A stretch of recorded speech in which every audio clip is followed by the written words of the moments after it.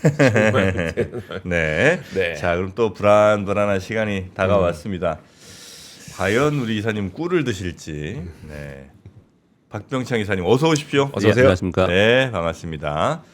혹시 꿀 꿀 드실까요? 좋아합니다. 네? 좋아합니다. 꿀 좋아하세요? 예. 드세요. 이럴 때 다행이다. 드셔야 돼요. 이럴 때 드셔야 돼요. 그래요? 몇 년 전에 저한테 꿀 선물 주셨잖아요. 아이고야 이런. 그럼 또 미담을 하나 여기서 또 공개를 해주시네. 감사합니다. 예. 네. 꿀 드시고. 꿀 좋죠. 초콜릿, 몸에도 네. 좋고. 초콜릿은 좀 그렇죠? 예, 초콜릿도 먹습니다. 초콜릿 드시고. 예. 아유 다행입니다. 로이스하고 비슷하다면서요. 로이스. 네. 예, 로이스부터 더 맛있어요. 예. 그 스타일이거든요. 쫄깃쫄깃한 약간 예, 그 예. 생초콜릿. 예. 예, 그건데 더 맛있습니다. 오늘 맛있는 거 두 가지를 하시네요. 오늘 굉장히 열린 마음으로 훈훈합니다. 오늘 예, 훈훈하게 열고 가요. 와주신 네. 것 같습니다. 고맙습니다. 자, 그러면 우리 이사님과 함께 미국 시장 얘기 한번 가봐야 될 텐데요. 네, 미국 시장은 지난주 금요일 날 반등을 했지만 주중 2주 연속으로 미국 시장은 주 초에 하락을 하고 주 후반에 살짝 반등하고 그런 모습을 보였어요. 그래서 네. 주봉으로 볼 때는 2주 연속 아래 꼬리가 달려 있긴 하지만 연속적으로 하락하는 그런 모습을 보였습니다. 주간으로는 3주 연속 하락을 했고요. 그래서 지난 2주 동안에 주초 하락, 주 후반에 반등하는 그런 모습을 보였다라는 설명을 드리겠고요. 그리고 관세 관련된 것은 이제 시장은 지금 피로감을 좀 얻고 있어서 이건 내용에 대해서 빠졌다 올랐다 하는 부분에 대해서는 조금씩 둔감해지는 그런 모습을 나타내고 있습니다.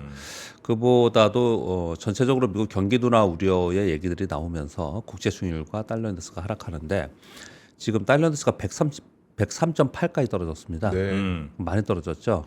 반면에 뭐 엔화나 뭐 다른 쪽은 저 상대적으로 강세를 좀 보이고 있는데 이 부분은 이렇게 해석을 할 수가 있죠. 이제 미국 시장이 하락하는 부분은 수급적 요인 그리고 빅테크 또는 반도체의 하락이 전체 시장을 좀 하락을 이끌었다고 볼 수가 좀 있는데 그 과정 속에서 전체 시장의 흐름은 미국의 경기 지표들을 보니 점차로 둔화되고 있지 않냐. 그래서 미국 경기에 대한 우려가 있었거든요. 네. 지난주 금요일 날 파월 의장이 미국 경제 여전히 좋다라는 쪽을 얘기를 좀 하면서 시장이 좀 안도하는 그런 모습을 나타냈습니다. 즉 파월 의장이 시장이 미국의 경제가 여전히 좋다 뭐 이런 얘기를 하면서 그러면서 금리 인하에 대해서는 서두르지 않겠다는 표현을 썼거든요. 그럼 네. 시장에서는 악재잖아요. 네. 그런데 그 시장이 지금 악재가 무엇이냐가 중요한 거죠. 이번 시장의 악재는 이번에 하락의 악재는 미국의 경기 둔화의 상황이거든요. 네. 그러니까 미국 경기 둔화에 대한 우려를 불식시키는 발언을 함으로써 시장은 반등을 줬다. 그렇게 보시면 될 것 같은데 그 반등이 아주 크지는 않았습니다. 왜냐하면 지난 한 주 동안 다우가 2.37, 나스닥이 3.45, S&P 500이 3.10 하락을 했거든요. 그런데 금요일날 반등을 보면 다우가 0.5, 나스닥이 0.7, S&P 0.5% 반등을 한 거니까 반등이 아주 강한 반등을 준 것은 아니고 여전히 불안한 가운데 저가 매수세가 들어오는 부분이 좀 있지 않았나 그렇게 판단을 해보고 있습니다. 네. 이번 하락에 지금도 계속 언급을 드리지만 가장 하락폭이 컸던 곳은 기술주들입니다. 그리고 이제 반도체가 그 중심에 있는데요. 금요일에 반등을 하다 보니 그 반등은 먼저 많이 떨어졌던 쪽에서 반등을 주었고요. 그래서 반도체 쪽에서 반등을 주었습니다. 그리고 그 반등의 이유를 또 댄 것은 브로드컴이 가이던스가 나왔는데 좀 좋게 나왔습니다. 그래서 네. 브로드컴 좋은 거 보니까 여전히 우리가 우려를 한 것이다. 괜찮지 않냐 이런 얘기들이 나오면서 브로드컴이 8.6%가 올랐고요. 엔비디아 1.9%, 마이크론이 4.1% 오르면서 반도체주가 반등을 주도하면서 금요일엔 반등을 했다. 그렇지만 3주 연속 하락하면서 마감을 했다라고 설명을 드리겠습니다. 네. 그 전날 마벨 테크놀로지는 가이던스 때문에 예, 하락했었고. 예. 마벨? 마블. 예. 그리고 어. 브로드컴은 바로 다음 날에 가이던스 좋게 발표하면 예. 약간 방향이 좀 희미하네요. 예, 그렇습니다. 근데 이제 차이점은 이제 그렇게 보시면 돼요. 마블 테크놀로지는 반도체 설계 회사입니다. 네네. 그러니까 그 전에 있었던 반도체 쪽만 있었던 쪽은 좀 좋지 않은 모습을 나타내고 있고요. 그것이 상용화시키는 데서 아키텍처나 네. AP나 이런 쪽은 좀 상대로 좋고 그렇게 되고 있습니다. 지금 미국 시장에서는 기술주 네. 내에서도요. 반면에 우리 시장은 지난주에 코스피는 1.2%, 코스닥은 2% 상승을 했습니다. 그러니까 우리 시장이 미국 시장 대비 상대적으로 견조한 모습은 계속 나타내고 있고 그 중심에 국내 기관들의 수급이 있습니다. 지난 한 주 동안 수급을 보면 외국인들이 3.9조 팔았어요. 한 일주일 동안 4조 원 순매도 어마어마한 겁니다, 사실. 네. 엄청나게 매도를 좀 많이 했습니다. 이건 이제 미국 시장 하락을 하면서 거기 연동된 것들이 이제 매도가 좀 나오는 것 같습니다. 그런 가운데 국내 기관들은 매수를 했습니다. 국내 기관들 중에서 연기금이 1조 8천억 정도 매수를 했습니다. 그래서 지난 한 주 동안에는 국내 기관들의 힘에 의해서 상대적으로 견조한 모습을 보였다고 보시면 될 것 같습니다. 2월 28일 날 개파락을 했고요. 그 상단이 2621포인트라고 제가 지난주 내내 설명을 좀 드렸는데 아직까지 그 하단에 있습니다. 그렇기 때문에 갭을 메우고 추세를 전환한 것은 아닙니다. 그렇지만 추세적으로 미국을 추종하면서 따라서 하락하는 모습이 아니었기 때문에 그 사이에 종목별 그리고 섹터별로는 등락이 있었다고 보시면 될 것 같습니다. 지난 한 주 동안의 특징은 그동안에 상당히 강했던 반도체, 전력기기, 조선, 로봇, 바이오 이쪽이 좀 조정을 보이는 가운데 2차 전지와 자동차가 좀 반등을 주었고요. 그리고 테마로는 트럼프 대통령의 의회 연설이 있었는데 거기서 언급된 산업군이 있습니다. 조선, 가스관, 재건 이쪽들은 가장 강한 강세를 보였고요. 그리고 저가주들은 뭐 급등하는 그런 모습을 좀 보였습니다. 그래서 한마디로 시장이 주춤주춤하긴 했지만 테마는 아주 강한 네. 그런 시장이 좀 보였고요. 그리고 아마도 여러분들이 느끼시기에 지난주에도 도대체 뭘 어디다 투자해야 돼라는 생각을 막 가졌었고 이번 주에도 아마 그런 생각이 오늘 아침에도 그럴 거예요.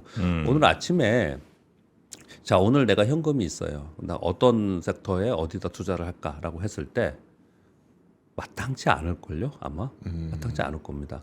반도체, 자동차, 은행, 뭐 아니면 전통산업에서 정유화학, 조선 뭐 올라와 있고 이미 내가 사고 싶은 쪽은 올라와 있고 네. 가지고 있는 사람들이야 좋겠지만 새롭게 하려고 하시는 분들은 그쪽은 이미 올라와 있는 부분이 좀 있고 그러면 뭐 AI 쪽에 AI 헬스케어, 로봇, 뭐 전력기기 얘들 또 떨어져 있거든요 지금 네. 매물 맞으면서 그러면 또 손도 잘 안 나가고 그쪽은.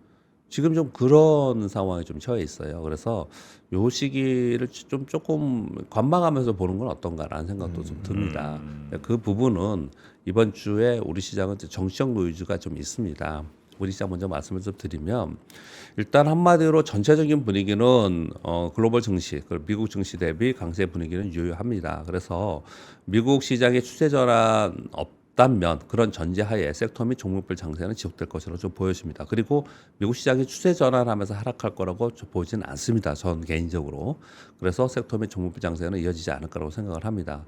그런 가운데 지금 좀 전에 말씀드린 바와 같이 주도 섹터이고 뭔가 좀 이렇게 좀 많이 주식도 많이 살 수 있고 그런 섹터의 종목들 또는 그런 종목들은 지금 매물을 먼저 좋았던 쪽은 매물을 좀 막거나 아니면 반도체나 자동차 이런 걸 사기가 좀 자신이 없거든요 지금. 네. 못 올라가고 있어요. 움직이지는 않고 있어요 이쪽이요. 근데 그런 상황 속에 좀 있습니다. 그래서 좀 시장을 좀 지켜봐야 되는데 그런 건데 이번 주에 국내 정치적 불확실성이 있을 개연성이 있죠. 근데 네. 이건 양쪽의 생각이 다 있습니다. 이게 이번 주에 뭐 결과가 어떻게 될지 모르지만 정치적 불확실성이 해소되지 않겠냐라고 기대에 의해서 이번 주에 좀 사려고 사는 사람도 있고요. 네. 근데 지금 시끄러울 수도 있어. 그래서 이것 때문에 좀 시장이 변동성이 있을 수도 있으니 좀 뒤로 물러날 거야. 이게 이제 양쪽인데 어느 쪽이라고 이 부분은 저도 말할 수가 없는 상황인 것 같습니다. 이거는 지금 상황이 좀 그렇습니다. 그래서 이번 주에는 우리 시장에는 정적인 불확실성이 좀 있다라는 네. 걸 감안해야 되지 않을까라고 말씀을 좀 드리겠습니다.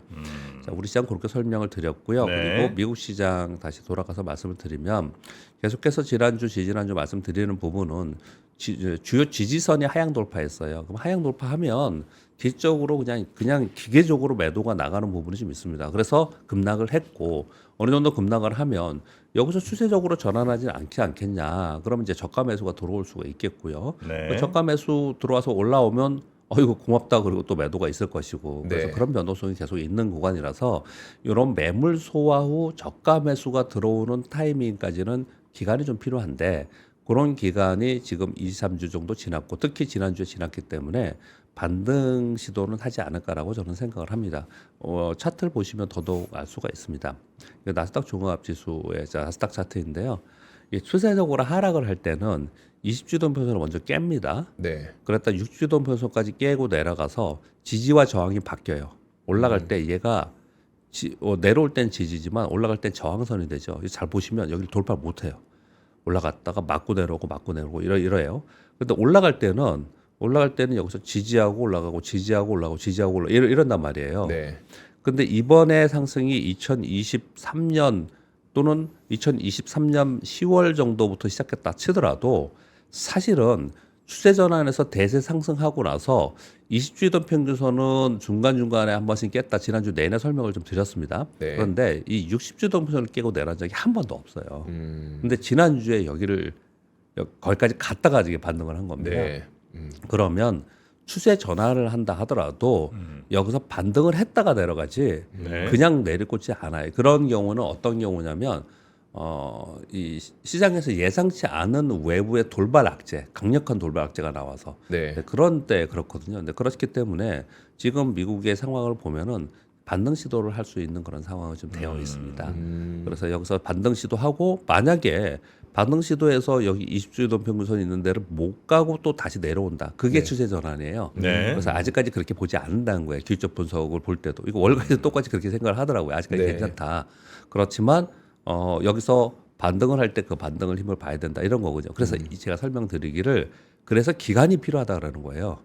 그 기간이 필요한 구간에 좀 들어가 있고요. 그런 가운데 다음 주에 GTC가 있고요. 네. 그게 이제 굉장히 중요한 이벤트일 것 엔비디아 같고요. 행사죠? 그리고 또 하나는 FOMC 회의가 있습니다. 네. 근데 이번 FOMC 회의는 금리 동결할 거라고 거의 확률 88%로 보고 있습니다. 그래서 그건 시장에서 큰 기대는 아닌 것 같습니다. 근데 GTC에서 어떤 게 나오느냐에 따라서 전체적으로 기술주들이 저점을 찍고 올라갈 수 있느냐, 이 부분에 따라서 시장이 반등의 힘이 결정되어 있지 않을까 생각합니다. 일단 반등 시도는 하지 않을 거라고 생각을 해요. 그럼 우리 시장에는 좀 보탬이 될 것 같아요. 그러면 우리 시장을 보면은 미국이 이렇게 지금 3주 빠지는 동안 우리는 안 그랬어요. 우리는 상대적으로 강하다가 한 주 네네네. 빠지고 반등을 줬단 말이에요. 네. 그럼 미국 시장 조금 반등 주면 우리 시장도 같이 올라갈 수 있는 여력이 생기잖아요. 네. 그런데 이번 주에는 우리 시장에는 정치적인 불확실성이 있다라는 거예요. 이제 그런 상황에 지금 우리 시장은 좀 있습니다. 네. 그리고 참고로 이번 주에는 CPI 발표가 제일 중요하고요. 왜냐하면 지금 미국은 경기 우려, 물가 우려를 지금 하고 있는 상황이기 때문에 CPI가 중요하게 결정될 것 같고요. 그러니까 시장의 방향의 결정을 좀 줄 것 같고요. 그리고 오늘 밤 시작하는 미국 시장부터 서머타임이 적용이 됩니다. 그렇죠. 그래서 10시 반에 개장하고 아침에는 일어나시면은 저는 이제 여기 와서 이제 회사에 와서 이제 보거든요. 그런데 이제 5시에 마감을 해요. 그래서 네. 아침에 여유가 조금 생긴 것 같아요. 이게 이제 아침에 5시에 마감을 합니다. 그래서 시장이 바뀌었다는 것도 여러분 다 아시겠지만 참고로 말씀을 좀 드리겠습니다. 뉴스 몇 가지만 말씀드리겠습니다. 자, 어제 지난주 금요일 날 파월 의장이 시장의 반등을 해줄 수 있는 그런 언급을 했다고 말씀을 드렸는데요. 그걸 전명을 좀 드리도록 하겠습니다. 파월 연준 의장이 금리 인하 서두르지 않겠다라는 이제 발언을 했습니다. 미국 경제는 여전히 좋은 위치에 있고 물가 우려가 있지만 장기적으로는 안정적이다. 트럼프 정책은 불확실성으로 금리 인하 서두르지 않고 지켜볼 것이다. 트럼프 정부는 무역, 이민, 재정 정책, 규제 등 4가지 분야에서 중대한 정책 변화를 시행하는 과정에 있으며 그러한 정책 변화는 경제와 통화 정책 방향에 중요할 것이다. 그런데 어떻게 될지 모르겠다라는 얘기예요. 그래서 연준은 추가적인 완화 정책을 계획하기 전에서 관망 모드에 돌입한 것이 아니냐 CNBC의 해석까지 제가 설명을 좀 드립니다. 즉 파월 연준 의장이 금리 인하를 서두르지 않겠다라고 한 것을 시장에서 악재로 받아들이는 거거든요. 그런데 아까 설명드린 바와 같이 지금 만약에 미국 경기가 여기서 둔화해서 침체로 빠르게 스태그플레이션으로 간다고 생각하면 네. 연준에서는 빨리 금리 인하를 하겠죠. 네. 금리 인하를 하겠죠. 근데 서두르지 않겠다라고 보니까 그렇게 나쁜 건 아니구나. 이렇게 해석을 했다라는 네. 거예요. 근데 이제 그렇게 시장에서 해석을 한 거지. 경기의 부분은 그 정도 이제 어느 정도 이제 진행이 되면서 이제 해석이 좀 더 되고 결과가 보여져야 되는 거고요. 그리고 파월 의장이 금리 인하 서두르지 않겠다라는 것이 이럴 때는 호재로 받아들이고 이럴 때는 악재로 받아들이고 이런 거거든요. 그러니까 이거는 그냥 시장이 단기 급락한 후에 해석을 한 부분이 아닌가라고 저는 생각을 합니다. 네. 그래서 근데 결론적으로는 금리나 뭐 지난번에 하고 나서 금리 동결하고 이제 좀 지켜보겠다라고 하고 나서 대부분의 생각들은 뭐냐면 아마도 그렇게 서두르지 않고 6월 있잖아요. 네. 6월에 한 번 정도 하고 연말에 가서 또는 그때 가서 한두 번 뭐 생각하지 않을까 이런 정도가 전체적인 컨센서스인 것 같습니다. 그래서 시장에서 크게 기대를 안 해요 그 부분은. 네. 그래서 시장에서는 그런 부분은 크게 영향을 받지 않았다라고 생각을 합니다. 이번에 뉴스는요. 우리 달러 스마일 이론 있잖아요. 네. 달러 스마일 이론 대부분 다 아시지 않습니까? 네네. 이 달러 스마일 이론은 스티븐 젠이라는 사람이 당시 모건 스탠리 통화 전략가로 재직했을 때 만든 이론이에요. 이 사람이 만든 거예요. 지금은 유리존 SLJ 캐피탈 대표라고 합니다. 이분이 요거 만든 사람이기 때문에 언급을 했기 때문에 중요한 거예요. 네. 이 사람이 달러 스마일 이론상 달러는 당분간 약세 국면에 들어갈 가능성이 있다라는 설명을 했습니다. 언급을 했어요. 지금부터 이제 약세 구간으로 들어간다고요. 들어갈 가능성이 있다. 왜 그러냐? 자신이 20년 전에 고안할 때 달러 스마일의 이론을 보면은 미국 경제가 깊은 침체에 빠지거나 그러면 달러 강세가 돼요. 네. 그러니까 전 세계 글로벌 경제가 안 좋으면 달러가 강세가 되잖아요. 네. 왜 안전자산으로 가니까 네. 손림 현상이 나타나니까. 또는 경제가 아주 강하면 당연히 달러가 강해지죠. 그렇지 않은 중간에 있잖아요. 네. 그 중간인 경우에가 달러가 약세가 되는데 지금을 볼 때 미국 경제가 완만한 성장을 하는 이런 국면에 지금 들어가 있어서 당분간 달러는 약세 국면에 있지 않을까라고 이렇게 얘기를 그래요? 했습니다. 근데 실제로 미국만이 아니고 유럽에 있는 환율 쪽에 베팅하는 또 자금들이 많을 거 아닙니까? 이쪽은 달러의 약세로 베팅을 했고 그래서 사실 제가 지난주에 차트 금요일날 그림 막 보여드렸잖아요. 네. 달러가 최근 들어서 꽤 내려왔고 그래서 이게 107까지 올라갔었잖아요. 근데 지금 네. 103대까지 지금 떨어져 있지 않습니까? 그래서 여기 좀 내려온 부분이 좀 있습니다. 그래서 당분간은 이런 식으로 달러가 좀 약세에 가지 않을까라고 생각을 하고 있는 것 같고요. 그리고 이런 부분은 트럼프 대통령이 좀 원하는 부분이 있고 그 사이에 일정 부분 고통이 있을 것이라고 트럼프 대통령이 처음 취임하자마자 그런 얘기를 했어요. 네. 그리고 또 뭘 보면 알 수 있냐면 재무장관은 어떻게 얘기를 하고 있냐면은 우리가 중요하게 생각하는 건 실물 경기이다. 라는 표현을 썼어요. 그러니까 실물 경기가 좋아지는 부분들 때문에 일정 부분 이 부분에 대해서는 어느 정도 감내해야 된다라고 지금 생각하는 것 같아요. 재무부도 그렇고 트럼프 대통령도 그렇고. 전 세계 뉴스 플로우를 보면 좀 그런 생각을 좀 하는 것 같아요. 감내한다는 게 그 통화가 일정 부분 약세가 되는 건가요? 아니면 성장이 시장이요. 네, 시장. 네네. 시장을 얘기를 좀 하는 것 같고요. 근데 요 설명을 왜 조금 더 길게 말씀을 드렸냐면요. 만약에 그런 상황이라면 달러가 지금 당분간 좀 일정 기간 약세 구간 동안에 들어갔다. 그래서 네. 그렇게 베팅을 하고 있다라는 거잖아요. 네. 그렇게 베팅하고 있다라는 의미는 뭘까요? 달러의 약세에 베팅을 하는 것도 있지만 유로나 엔화 쪽에 건다는 그렇죠. 달러 쪽에서 빼서 다른 또 환차익을 누릴 수 있는 쪽으로 자금이 이동이 되겠죠. 네. 그래서 최근에 미국이 상대적으로 빠지고 다른 국가들은 상대적으로 오른 거예요.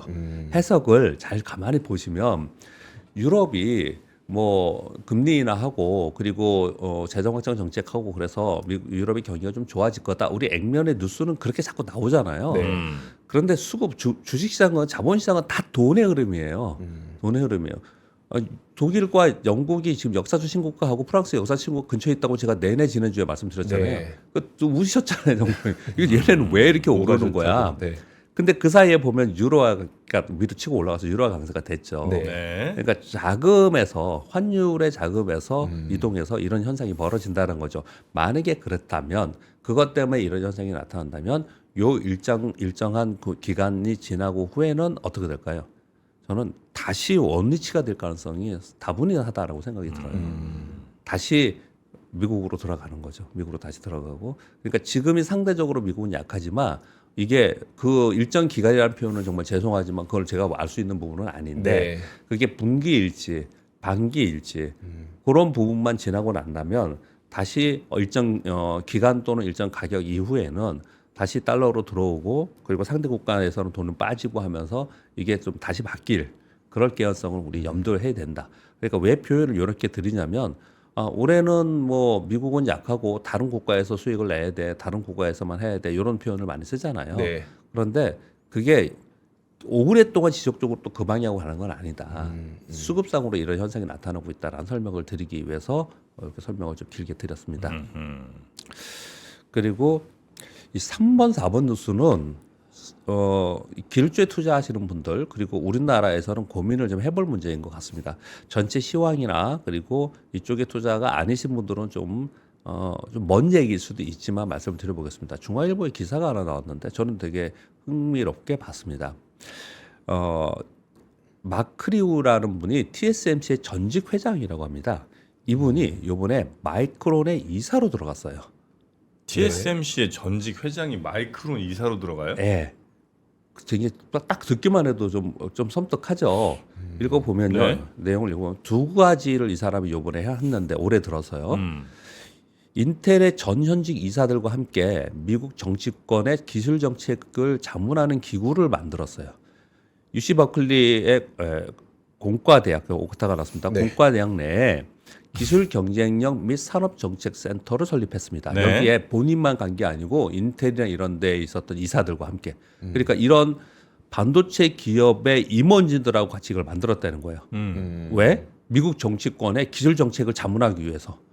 그러면서 네. 무슨 얘기를 하냐면 이 사람은 TSMC 전직 회장이었는데 지난 수십 년 동안 세계화를 했지 않습니까? 글로벌리제이션이라는 네. 표현을 많이 썼잖아요. 첨단 기술의 전방 연구와 후방 제조를 분리했고 그 결과 미국의 경제 안보에 초석이 되는 기술 리더십을 약화시켰다라는 표현을 쓰면서 여기에는 제가 미국이라고 바꿨었습니다. 우리나라라고 표현을 썼어요. 네. 우리나라를 표현해서 그런 표현을 썼어요. 그래서 그러니까 미국이 지금 반도체 쪽에 뒤떨어져 있는 부분들이 이러이러한 이유였고 이거를 이제 고쳐나가겠다라는 의지 표명을 한 거예요. 네. 근데 이 사람이 마이크론의 이사진으로 합류했습니다. 그러면서 마이크론 CEO는 또 이런 얘기를 했습니다. 마크리오죠. 마크의 경험은 데이터 센터에서 엣지까지 AI 시장 성장 기회에 마이크론의 사업 확장에 도움이 될 것이다. 이런 표현을 썼습니다. 그래서 이게 지금 우리는 기업들 보지만은 뭔가 미국의 이 반도체는 확실하게 변화를 지금 가지고 가는 거다. 네. 이게 상당히 읽혀지는 그런 가운데 TSMC의 요 뉴스도 되게 많이 돌아다니는데요.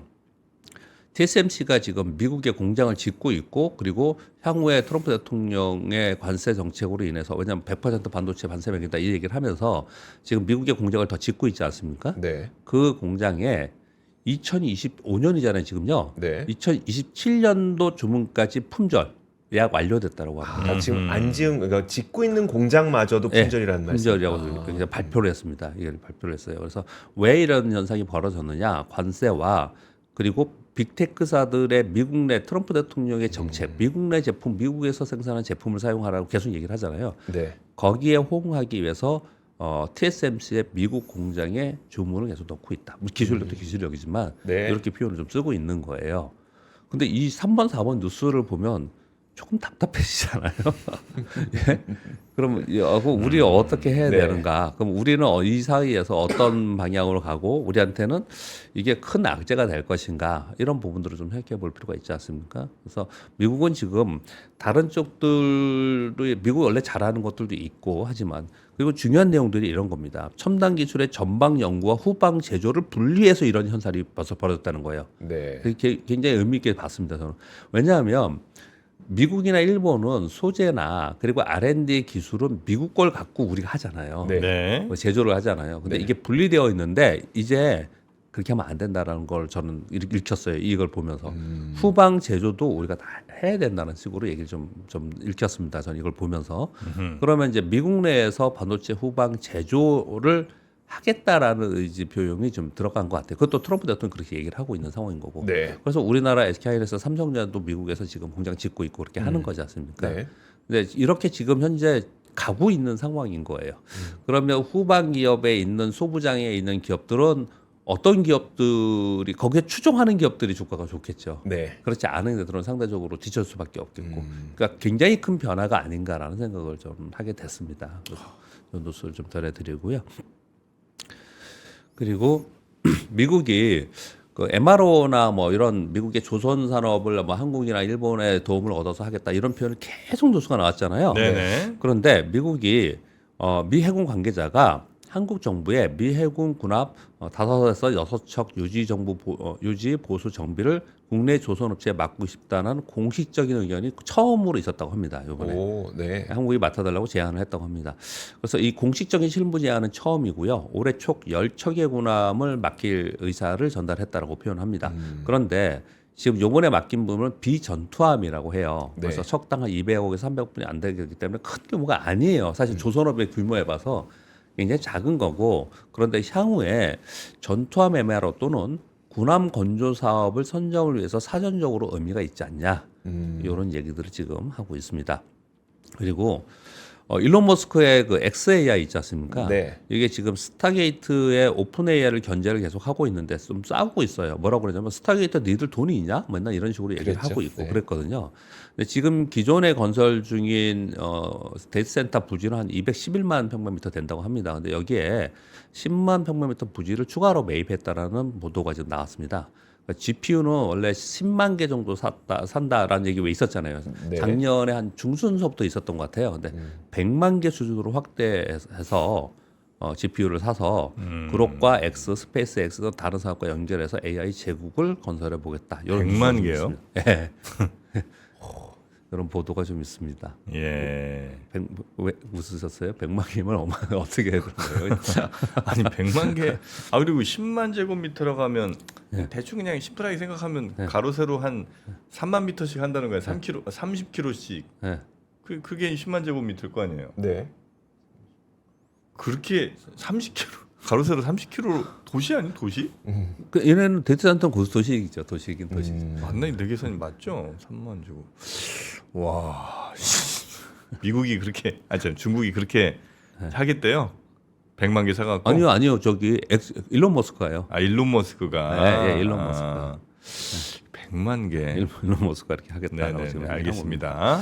일론 머스크도 좀 지르는 면이 있어서 일단 100만 개 얘기를 했는데 그때 10만 개는 그때 질러놓고 했습니다. 했습니다. 이런 얘기 좀 하고 있는. 왜냐하면 이거는 엔비디아나 다른 쪽으로 영향이 계속 있는 거잖아요. 네. 그래서 이제 이런 부분들을 말씀을 좀 드린 겁니다. 그리고 그 유럽 연합에서 방위비 지출 GDP의 몇 퍼센트 이내로 뭐 제한했던 거 이런 거 좀 풀고 방위비 거는 다른 거 몰라도 다 방위비는 풀자. 그래서 더 우리 자주국방하자. 유럽 연합에 미국의 의존도를 줄이자. 요 얘기 계속 있었지 않았습니까? 그래서 그 결정이 됐어요. 그런데 이거 그러면 무기를 어디서 살 거냐? 이것 때문에 충돌이 일어났다는 보도가 좀 있습니다. 네. 독일은 개방적으로 여기에서도 좀 살 필요가 있다. 근데 프랑스는 야, 이거 회원국의 돈인데 이거 비회원국의 무기를 사는 걸로 쓰면 안 된다. 이거 작년에도 이런 일이 한번 있었거든요. 네. 그래서 티격태격 하다가 집행이 안 된 적이 있었어요. 근데 이번에도 또 이런 얘기가 있다고 해서 이 부분들도 좀 주의 깊게 뉴스 플로우를 계속 봐야 되지 않을까라고 생각합니다. 아, 가로 세로 3km인가 보다. 약간 아, 착각이네요. 그래요? 네. 가로 세로. 3, 3 하면 9니까. 네. 어떻게 착각. 순간적으로 또 계산을 하셨어요? 이건 정확히 계산해야겠죠. 네. 맞아요. 예, 근데 기존에 하고 있는 건 211만 제곱평방미터입니다. 기존에 하고 있는. 그러니까. 네.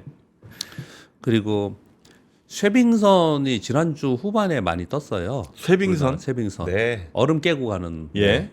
요거는 당연히 더 두꺼워야 되고 그렇죠. 앞에 막 뭐 날카로운 거 있어야 되고 이럴 거 아닙니까? 물 뿌려야 되고. 네. 근데 우리나라 쇠빙선 잘하거든요.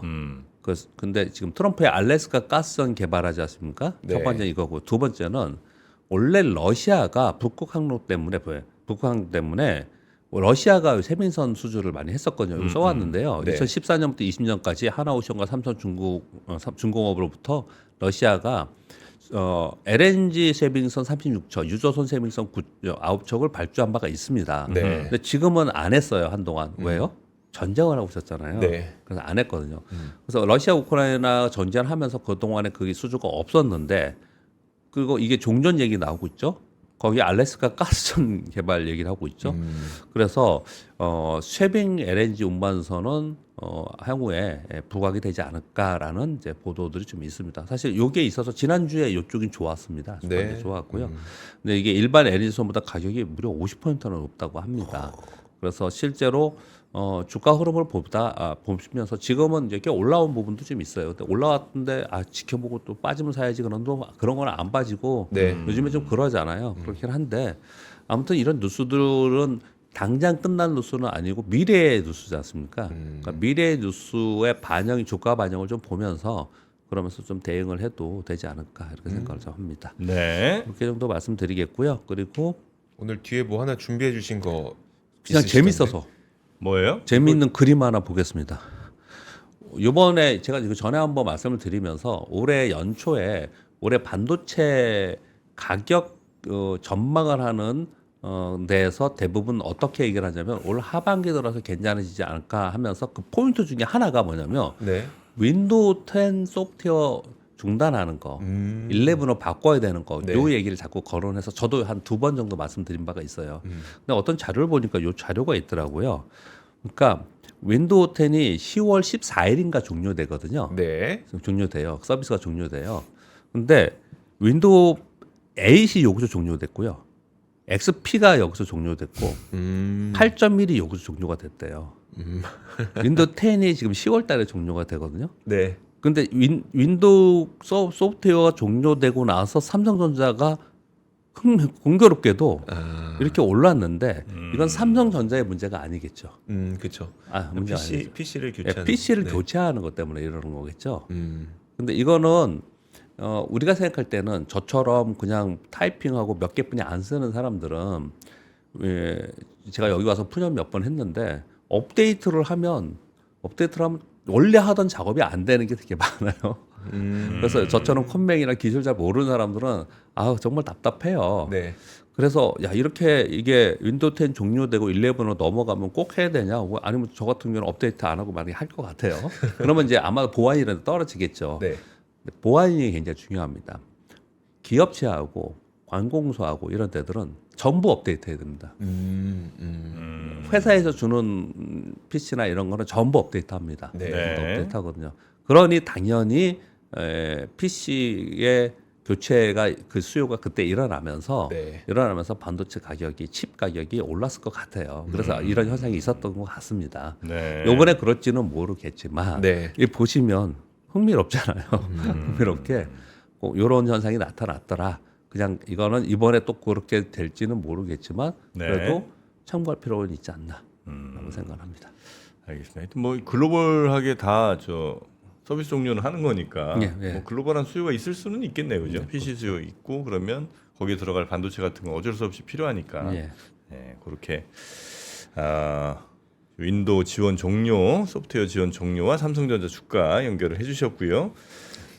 그리고 이거 하나 좀 공지 좀 드리도록 하겠습니다. 그 스마트 공장 자동화 산업전 있죠? 네. 여기 이제 코엑스에서 열리는데 이번 수요일 내일 모레부터 이번 금요일까지 사흘 동안 하게 됩니다. 요거는 현장에서 그냥 사시면 2만 원인데 입장권이 네. 참 독특하게 하시네. 그 현장에서 3% TV 듣고 왔어요 이러면 무료 입장. 뭐 이렇게 허술해 사람들이. 아니면 우리 화면 나가고 있는 요 배너를 캡처해서 네. 보여주시면 또 무료 입장 가능하다고 하니까 네 그렇게. 아니 말로 해도 괜찮긴 한데 이왕이면 좀 찍어가는 게 모양 안 빠지고 좋을 것 같긴 한데요. 네. 하여튼 뭐 경품이 뭐 굉장히 많습니다. LG 스탠바이 고 그다음에 소니 플레이스테이션 5, 와. 뭐 공기청정기, 뭐 미니 건조기, 카카오페이 상품권 등등 굉장히 많이 선물도 있으니까. 네. 다만 스마트 공장 자동화 여기 누가 가실까? 사실 근데 가실 분들 꽤 많을 것 같은데 예를 들어서 이제 그래? 얼마 전에 물류 취재하면서 만나셨던 분 보니까 이게 막 1원, 막 10원 이거에 본인들의 매출과 영업이익이 막 들쭉날쭉하는 거예요. 그래서 이제 어떻게든 그러니까 물류를 최적화하기 위해서 자동화를 많이 하시더라고요. 네네네. 뭐 그런 분들도 많이 가시고. 근데 이런 거 변하는 모습 보면 재밌지 않아요? 그러니까 이건 이제 투자하시는 분들 나는 가는 게 맞는 것 같아. 뭐 이거 그냥 뜬금없이 가서 뭐 자동화, 공장 자동화 보긴 좀 애매한 것 같고 네. 아무래도 내가 어떤 뭐 산업이나 뭐 이런 데 투자하시는 분들이 야, 우리 회사가 내가 투자하는 회사가 만약에 네. 공장 자동화 같은 걸 하게 되면 얼마나 뭐 이익이 늘어날까 아니면 또 어떤 미래 기술들이 있을까 뭐 이런 거 한번 그러니까 주식 투자하시는 분들은 좀 네, 가보시면 좋겠다는 생각이 들긴 합니다. 그 말로 그냥 3프로 TV 보고 왔어요 해도 되는데 링크 따라오셔 갖고 이제 그 사전 등록을 하시면 경품이 바로 응모할 수 있게 응모가 네. 되니까 그러니까 사전 등록하면 무료입니다 또. 네.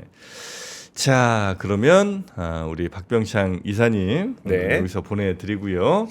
내일 아침에 다시 모시도록 하겠습니다. 고맙습니다. 감사합니다. 네. 감사합니다.